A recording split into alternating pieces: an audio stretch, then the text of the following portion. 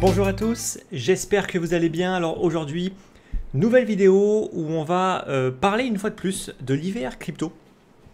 J'avais fait déjà une vidéo il y a à peu près il y a 5 mois où j'avais déjà indiqué qu'on était rentré en fait dans un hiver qui allait être dur, dans un fameux bear market qui allait être dur, qui allait demander du temps. J'avais déjà en fait donné, je mettrai justement donc la fiche de cette vidéo, j'avais donné en fait pas mal d'infos. Je pense en tout cas intéressante pour le coup pour essayer en fait de survivre dans ces moments-là. Aujourd'hui, on va encore approfondir en fait le sujet dans le sens où ce bear market et donc cet hiver crypto dans lequel maintenant on est bien engouffré, il va encore durer. Pour le coup, malheureusement, c'est loin d'être terminé. Et il y a encore pas mal de choses, je pense, à bien comprendre d'un point de vue investisseur, pour vraiment comprendre comment est-ce qu'on fait pour profiter en fait de ces phases-là et éviter d'être le dindon de la farce à celui qui va systématiquement vouloir buy the dip à la moindre baisse qu'on va avoir en fait sur ce marché. Donc, on va un petit peu voir tout ça dans cette vidéo. Je ne ferai pas en fait d'analyse de marché spécifique dans cette vidéo-là. On a des signaux techniques qui sont quand même plus ou moins baissiers. Mais pour le coup, je réserve ça pour ma prochaine lettre d'investissement qui va être envoyée justement d'ici quelques jours. Donc, si vous voulez la recevoir, écoutez, le lien pour s'inscrire, comme toujours, c'est en description. C'est une lettre qui est envoyée de manière complètement gratuite. Il n'y a aucun spam qui va être envoyé ni quoi que ce soit. Si vous donnez en fait votre mail, vous ne recevrez que la lettre d'investissement. Après, il y a aussi une lettre premium, mais qui n'est absolument pas obligatoire si vous voulez juste avoir mes analyses techniques, notamment sur BTC, ETH par exemple. Allez, on attaque en tout cas et on commence avec ce graphique sur la psychologie en fait des marchés que vous connaissez sûrement pour le coup. Oui, alors comme toujours, on se détend, on est tranquille et on est parti pour au moins une bonne petite demi-heure. Alors, déjà en fait, aujourd'hui, l'une des questions en fait qu'on essaie toujours de se poser, en fait, c'est où est-ce qu'on se situe dans le cycle de marché. Bon, on a eu quand même pas mal d'événements et aujourd'hui, il y a un événement que moi, je commence à voir de plus en plus, c'est la phase de capitulation. Donc, pour savoir en fait, grosso modo, si tout le monde est en train de capituler en fait dans ce marché, il faut regarder en fait les deux principaux acteurs qui sont les mineurs, très importants, et bien évidemment les investisseurs. Et donc pour ça, on va juste regarder, on va tranquillement regarder en fait deux graphiques. Le premier en fait qui va nous montrer un petit peu l'évolution de la position des mineurs, savoir en fait s'ils sont en train d'accumuler ceux qui sont en train de gagner en fait comme Bitcoin, ou est-ce qu'ils sont en train de les vendre en les envoyant sur des plateformes d'échange. Donc là en fait je vous mets ce graphique de chez Glassnode, où là on voit clairement que depuis grosso modo maintenant un bon petit moment, on a clairement un changement au niveau de la position en fait des mineurs. Ils sont massivement en train de vendre leur Bitcoin. C'était assez intéressant en fait de voir que en fait quand il y a eu le début du bear market, grosso modo les mineurs étaient absolument pas en train de vendre, au contraire, ils étaient en train d'accumuler massivement. Donc après ça, je ne suis pas dans leur tête pour essayer en fait de savoir pourquoi est-ce qu'ils font ça, mais en tout cas, force est de constater en fait que pour le coup, la plupart des mineurs n'ont pas du tout vendu en fait durant toute la période 2021-2022. Ils avaient vendu pour le coup en 2020. Quand il y a eu en fait la première grosse phase de hausse, ce qui était plutôt une bonne chose, mais pour le coup, ils n'ont pas vendu, malheureusement pour eux, par la suite. Et là aujourd'hui, on voit que clairement avec la cassure du support en fait qu'on avait sur les 19-20 000 $, là on a vraiment une accélération de la vente, ce qui montre que les mineurs sont d'une certaine manière forcés en fait de vendre. Alors, ce qui est également assez intéressant en fait de voir, c'est que leur comportement a vraiment évolué en fait dans le temps. Là pour le coup, c'est quand même assez flagrant. C'est vraiment assez flagrant. Et je pense que l'une des principales raisons, c'est que là je ne fais que spéculer. Je ne suis pas en fait dans le business du minage. Donc pourquoi est-ce qu'ils font ça? Je ne fais que spéculer. Mais je pense que beaucoup ont commencé à emprunter en fait de l'argent en utilisant comme collatéral en fait leur Bitcoin. Et je pense que c'est pour ça. qu'il y en a énormément qui n'ont pas vendu en fait durant toute la phase de 2021 à 2022 et qui ont emprunté en fait de l'argent en utilisant du Bitcoin en collatéral pour couvrir leurs frais, voire pour investir en fait davantage. Alors, ça peut être une bonne idée. Notamment en fait d'un point de vue fiscal, où pour le coup en fait si on s'endette, on n'a pas à payer en fait d'impôts sur les plus-values vu qu'on ne réalise pas en fait d'opérations de plus-value. Même si en fait je connais pas parfaitement la fiscalité en fait des mineurs pour être honnête, même si à mon avis c'est seulement du revenu, c'est considéré en fait comme du revenu et pas de la plus-value plutôt, même si ça pour le coup c'est pas du tout mon domaine d'expertise, mais en tout cas voilà, je spécule sur le fait que ils conservent en grande partie en fait leur Bitcoin, principalement pour ça. Et aujourd'hui, en fait, le problème, c'est que si on n'arrive plus à rembourser en fait les dettes, et le collatéral, on est obligé en fait de le vendre. Et on doit également vendre les bitcoins en fait qu'on avait mis de côté, peut-être pour plus tard, peut-être pour les vendre beaucoup plus haut. Et on est forcé en fait de vendre. Donc ça, c'est vraiment la première des capitulations.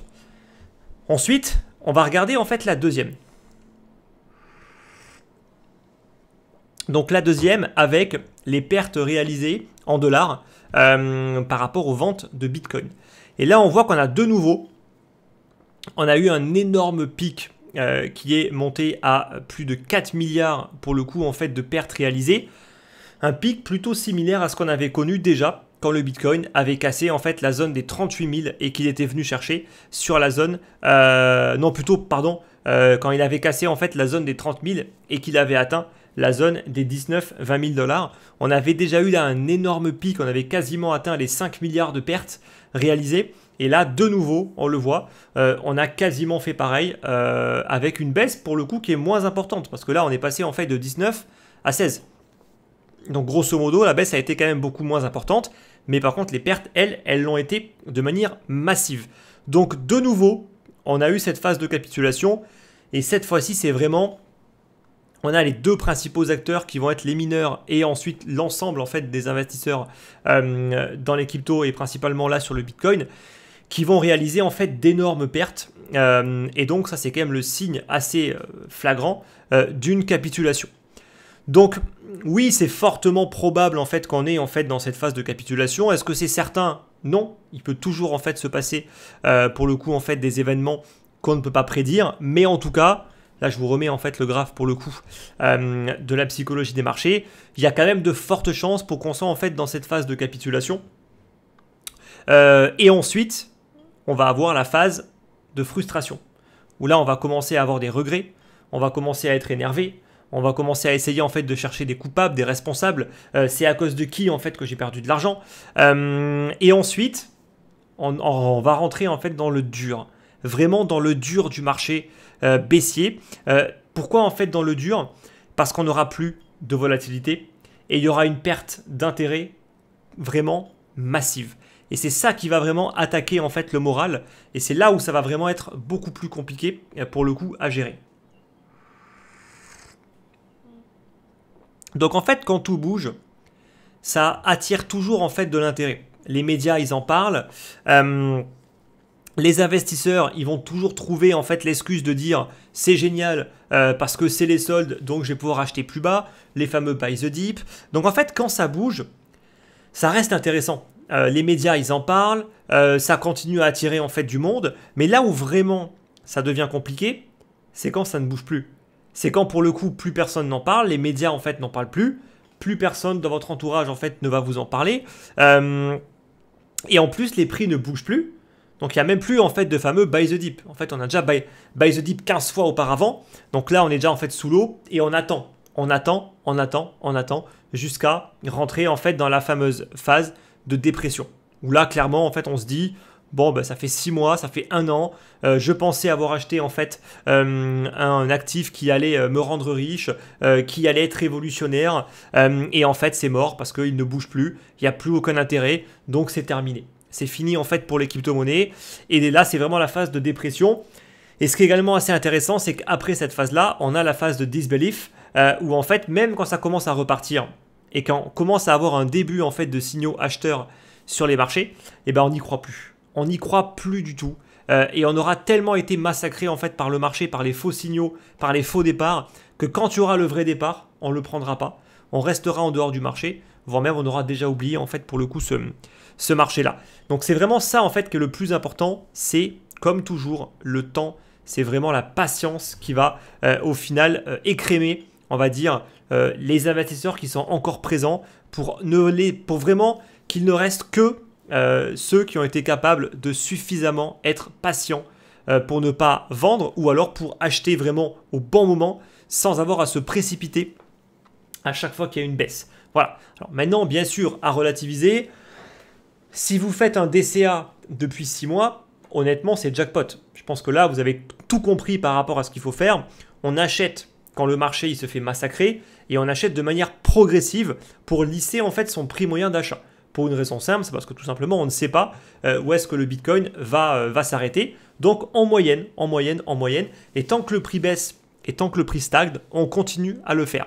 Dès que pour le coup, le marché commence un petit peu à repartir et que le portefeuille commence à prendre en valeur, là, l'intérêt est beaucoup moins intéressant. Et en fait, là, il va surtout falloir se concentrer sur la phase de vente qui, je sais, est toujours très compliquée. C'est facile d'acheter, mais beaucoup plus difficile pour le coup de passer à l'action pour accepter en fait de vendre.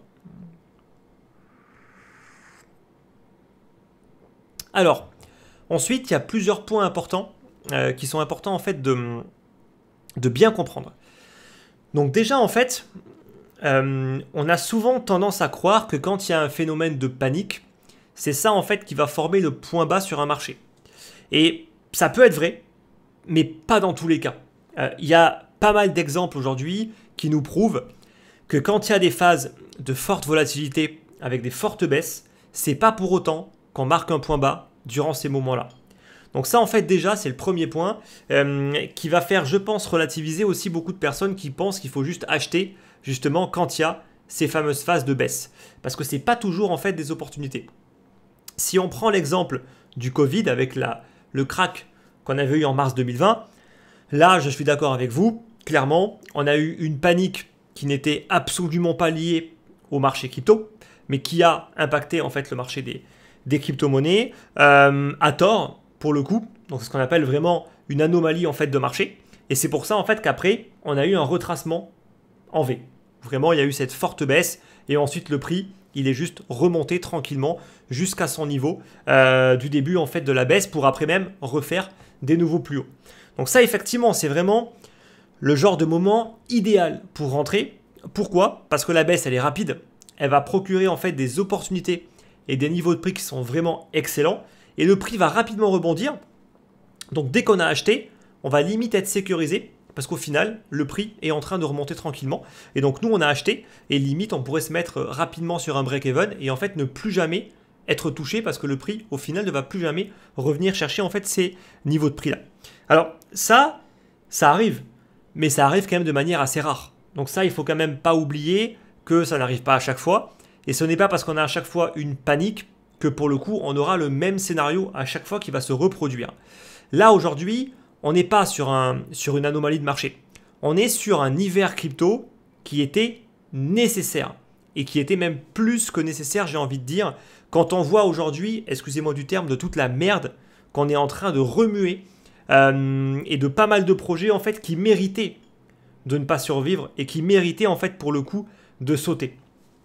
C'est ça en fait qui permet de repartir sur des bases beaucoup plus saines. Parce que quand des mauvais acteurs ne sont pas nettoyés, ils restent là, voire ils vont encore plus grossir.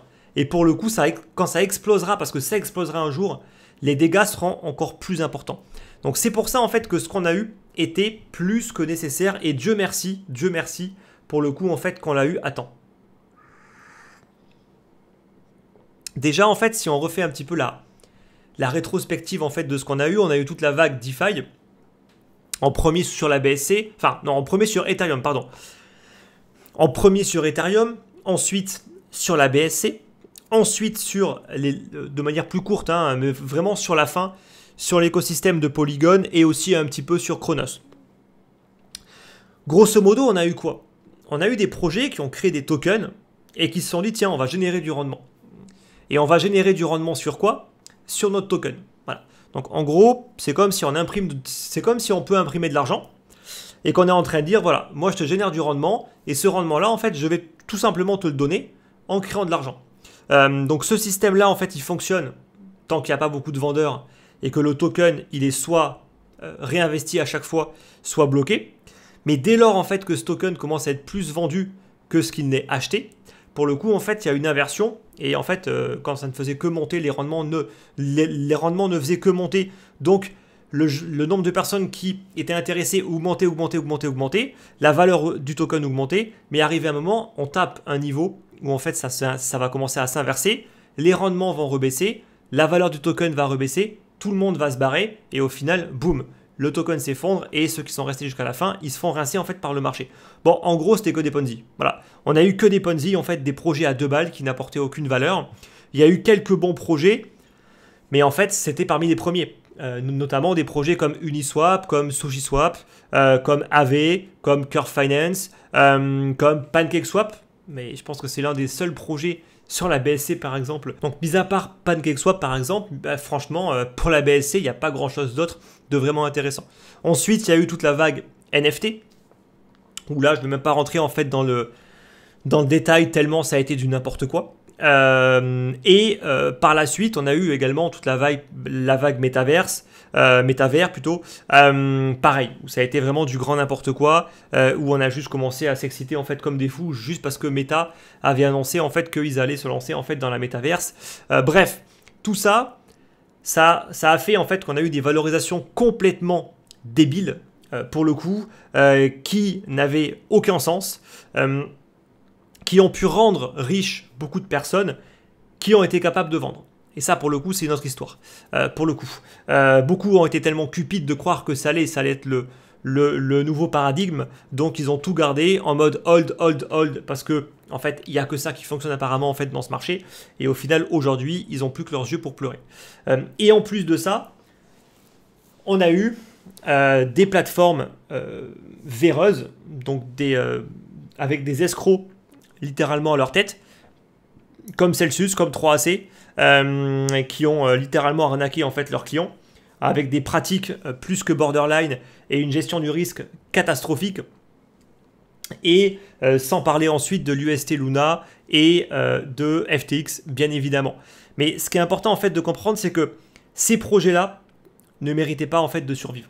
Ces projets en fait méritaient d'être nettoyés, d'être supprimés, pour ne garder en fait que les projets solides, ceux qui savent gérer pour le coup en fait des fonds, ceux qui savent gérer en fait leurs risques, ceux qui ne nous prennent pas pour des cons. Et excusez-moi du terme parfois, quand je vois ce qui s'est passé pour le coup avec Celsius et avec FTX, on a vraiment été pris pour des cons, pour le coup.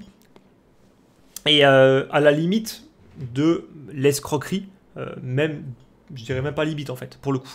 Bref, donc tout ça en fait, ça méritait d'être nettoyé. Et pour qu'il y ait un nettoyage, il faut qu'il y ait un bear market.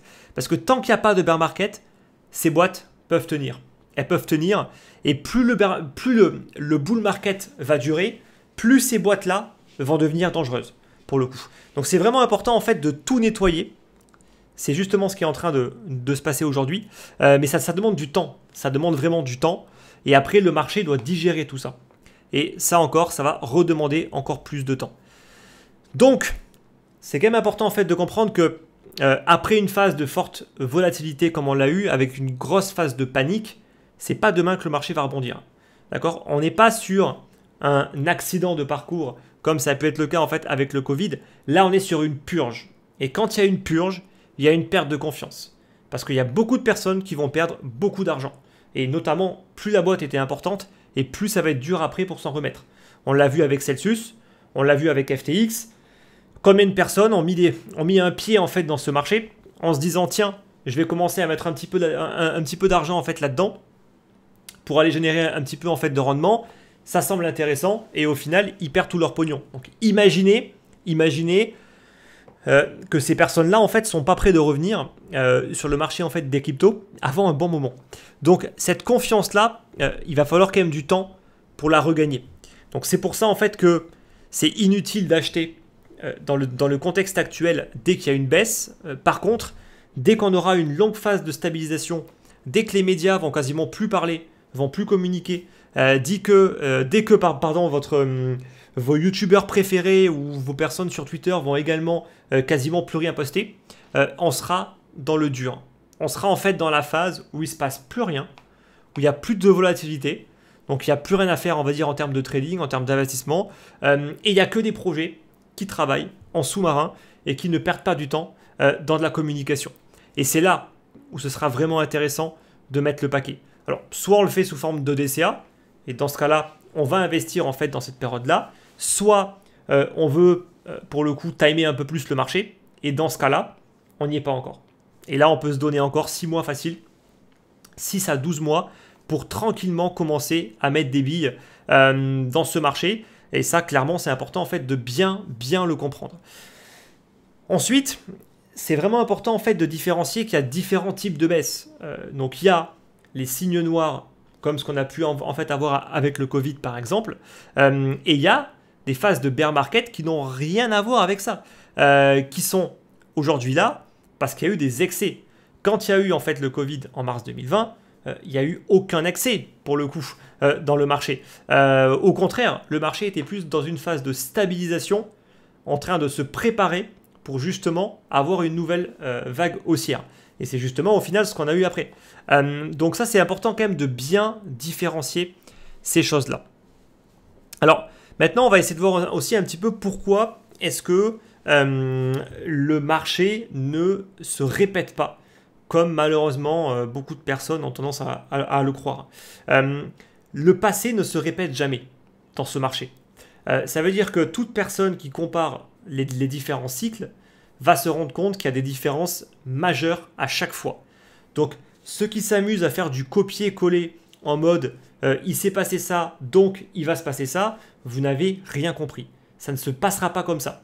Et c'est même pour ça aujourd'hui en fait qu'il y a beaucoup d'incompréhension, même au niveau du développement d'algo en fait de trading. Croire qu'il suffit en fait de se baser sur le passé pour faire du backtest et pour se dire c'est bon, ça fonctionne, donc ça marchera en fait dans le futur.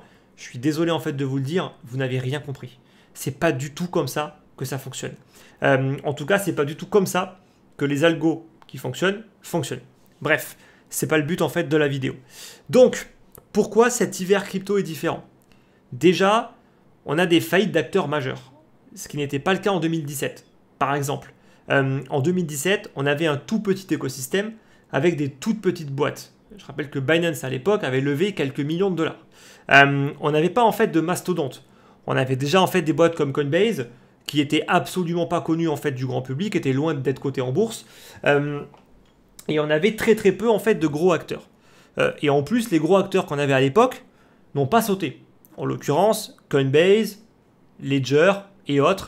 Parmi en fait toutes ces grandes boîtes qu'il y avait en fait dans ce système, dans l'écosystème des crypto-monnaies, ces boîtes-là, elles ont tenu justement la phase de bear market qu'on a eue de 2018 à 2019.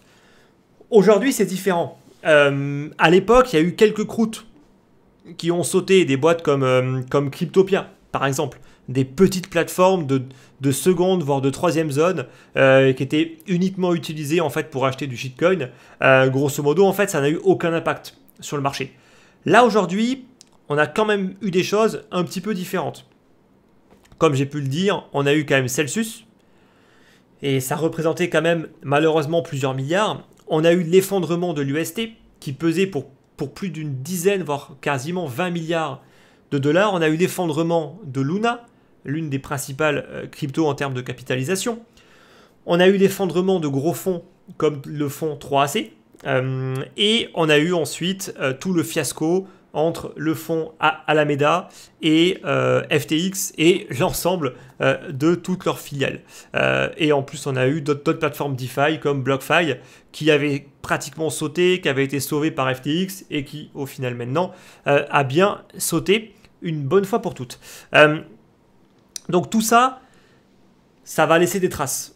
Bien plus que ce qu'on a pu avoir en 2018. Et c'est pour ça qu'on est en train d'avoir un bear market qui est beaucoup plus dur que le bear market de 2018-2019 qui, honnêtement, à côté, c'était du pipi de chat. Vraiment, on a eu un bear market facile en 2018-2019. En fait, si on doit comparer par rapport à un autre bear market, moi, je le comparais plus par rapport à celui en fait de 2014, 2015, 2016, qui pour le coup a été beaucoup, mais alors beaucoup plus dur. Là, justement, je vous mets en fait le graphe où on voit ce bear market là, il a duré longtemps et plus d'une année. Donc, vous voyez bien en fait que pour le coup, un bear market, ça peut durer très longtemps. Et en tout cas, aujourd'hui, s'il y a quelque chose qui devrait plus ou moins se rapprocher, sans faire un copier-coller de ce qu'on a eu en fait dans le passé, pour moi, c'est plus la phase 2014-2015. En plus de ça, à cette période-là, rappelez-vous, pour ceux qui étaient en tout cas présents, on a eu l'effondrement de Mt. Gox. Mt. Gox était la principale plateforme d'échange, c'est le Binance d'aujourd'hui. Ils géraient 80% du volume d'échange global et ils ont tout simplement été hackés et le 24 février 2014, ils ont arrêté les retraits.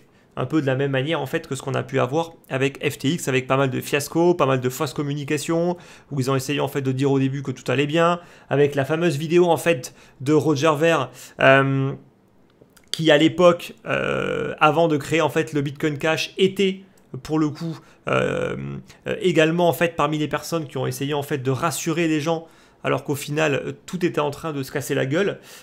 Et après il a créé en fait son scam de Bitcoin Cash. Bref, en tout cas ceux qui sont là en fait depuis longtemps, ils connaissent bien toutes ces personnes là.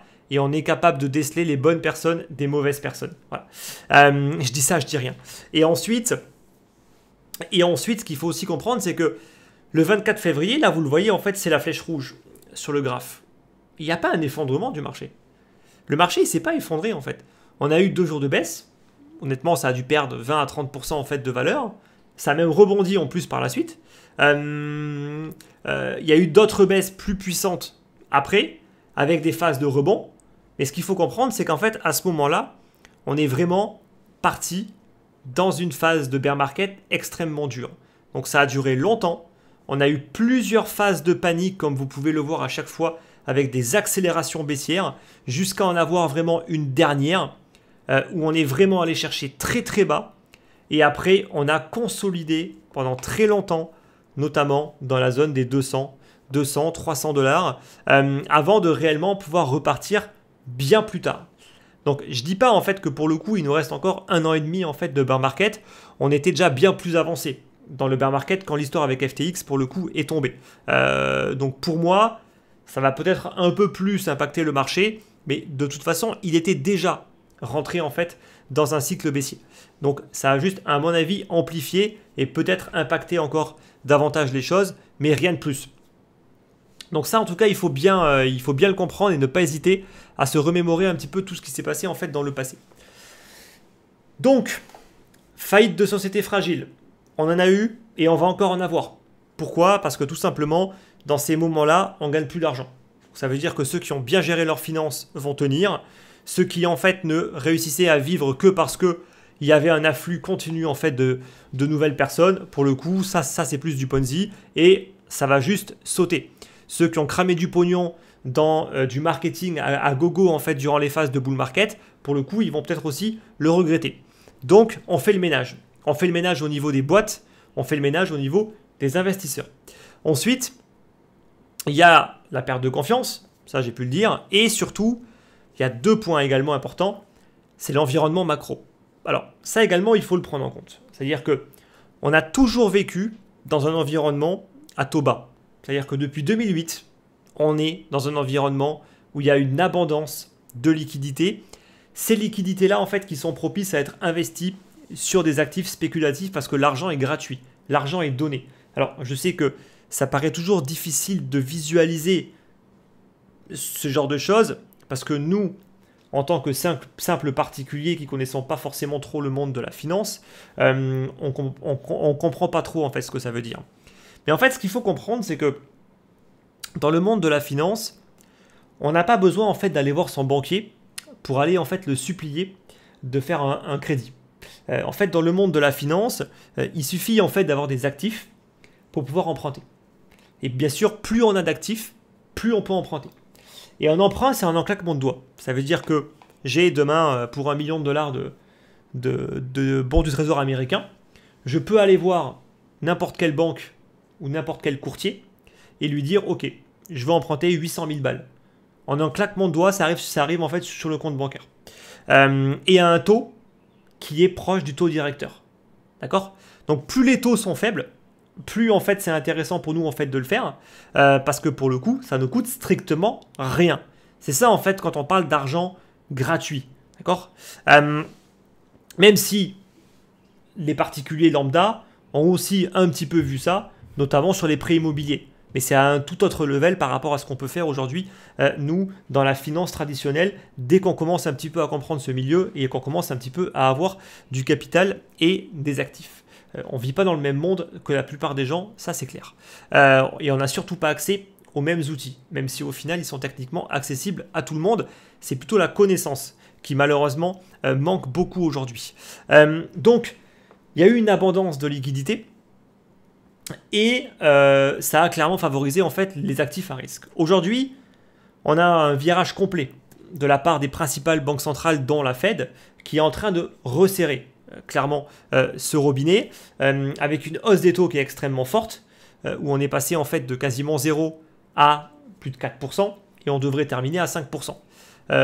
Quand vous allez payer en fait votre crédit immobilier, non pas à 1, mais à 5, voire à 6, je peux vous assurer en fait que vous allez le sentir. Et donc tout le monde en fait le sent. Et c'est pour ça en fait que pour le coup l'argent coûte beaucoup plus cher. Et donc il y a beaucoup moins d'argent. Il y a aussi une destruction de valeur parce que tout baisse. De manière obligatoire. Enfin, c'est obligatoire en fait. Quand les taux montent comme ça, tout baisse. L'immobilier baisse. Les actions baissent. Les obligations et leur valeur également baissent.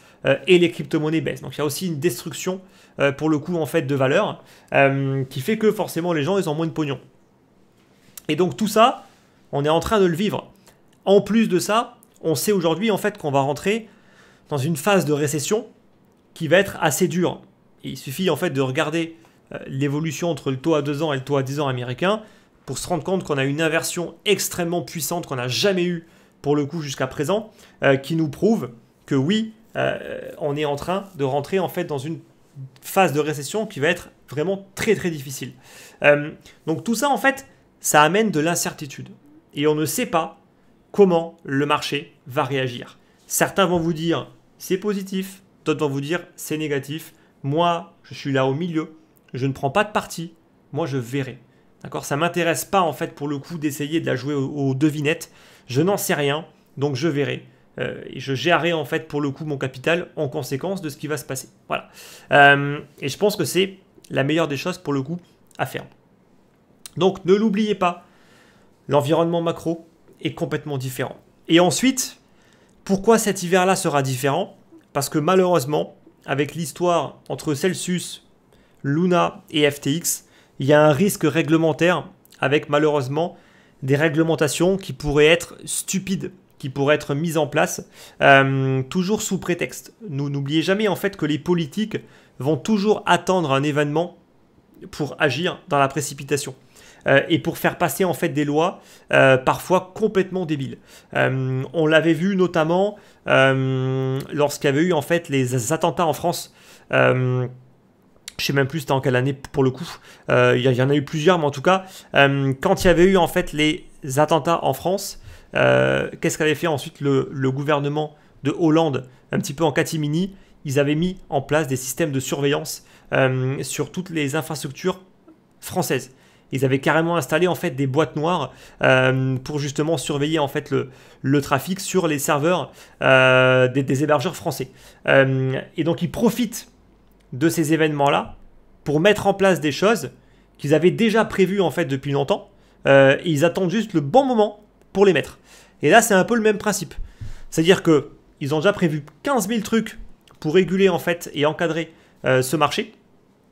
Et dès qu'il y a une fenêtre qui s'ouvre avec un événement, ça va être l'argument politique pour dire regardez ce qui s'est passé, on va faire ça. Voilà. Et ça c'est systématique, vraiment, c'est systématique. Donc malheureusement, tous ces événements ne risquent pas d'amener que du bon en termes de régulation. Moi je pars du principe que dans la régulation, il n'y a pas que du mauvais. Je pense que tous les acteurs centralisés devraient être beaucoup plus régulés et encadrés. Mais par contre, les acteurs décentralisés, on devrait beaucoup plus leur laisser la paix. Donc voilà en tout cas un petit peu mon point de vue par rapport à ça. Donc il y a de quoi faire en termes de régulation, c'est vrai. Maintenant, est-ce que ça ira vraiment dans le bon sens? Ça, on verra. Donc voilà en tout cas un petit peu ce qui est important en fait de prendre en compte. Il y a aussi en fait des différences majeures par rapport au précédent bear market. Notamment, on a un Bitcoin qui est en train de perdre en puissance. Alors, je sais que certains, peut-être maximalistes, vont carrément sauter de leur siège, mais c'est le cas. Il y a aujourd'hui un Bitcoin qui est en perte de puissance par rapport aux alts. Il suffit de regarder la résilience de l'Ether aujourd'hui. Il est aussi résilient que le Bitcoin. Si on prend ETH versus BTC, il consolide. Alors que en 2018, il avait pris une énorme claque. Donc là, on voit en fait qu'aujourd'hui, clairement, l'Ether, il est aussi résilient que le Bitcoin. Ça envoie un signal quand même qui est hyper intéressant, je trouve. Il y a une deuxième crypto-monnaie qui est encore plus résiliente que l'Ether, c'est le BNB. Le BNB également, lui, il ne cesse de faire des nouveaux plus hauts par rapport au Bitcoin, même dans une phase de bear market où techniquement, ça a toujours été en fait le Bitcoin qui arrivait à s'en sortir plutôt comme celui en fait qui perdait le moins. Et bien aujourd'hui, les choses sont en train de clairement changer. Et c'est aussi intéressant en fait de voir qu'il y a d'autres projets que ces deux-là en fait qui ont des comportements plus ou moins similaires. On a en fait notamment des projets dans le secteur des Layer 1, Layer 2 et aussi de la DeFi. Par exemple, Polygon, Cosmos, Uniswap et même PancakeSwap qui, d'un point de vue technique, se portent quand même plutôt bien et sont assez résilients pour le coup. Même si vraiment celui qui s'en sort le mieux dans l'histoire, c'est plus le BNB et ensuite l'Ether. Voilà. Mais en tout cas, c'est un fait qui est important et qui commence à envoyer un signal au marché que le Bitcoin, ce n'est plus le seul actif, pour le coup, qui s'en sort à peu près correctement dans les phases de bear market. Il y a aussi d'autres alts qui font aussi mieux, si ce n'est mieux que le Bitcoin. Donc ça, il faut aussi vraiment le prendre en compte pour le coup, et notamment pour l'avenir, parce qu'il n'y a plus que, enfin en tout cas le seul et unique Bitcoin comme on a pu le connaître en fait par le passé. En fait, j'ai l'impression que ça, c'est vraiment en train, pour le coup, en fait, d'être terminé. Donc voilà, en tout cas, un petit peu par rapport à tout ça. Donc, la patience et la patience. Vraiment, c'est important d'attendre ce moment de creux, vraiment où il y aura plus grand monde pour parler, mais où il sera aussi intéressant pour le coup, en fait, là, de l'associer à de l'analyse technique et notamment en surveillant également ce qui se passe du niveau macro, hein, du côté macro, notamment également sur les marchés financiers, parce que tout devrait être plus ou moins aligné dans un monde où aujourd'hui tout est vraiment corrélé. Hein. Le marché crypto est directement corrélé pour le coup, notamment par rapport au dollar et au marché américain.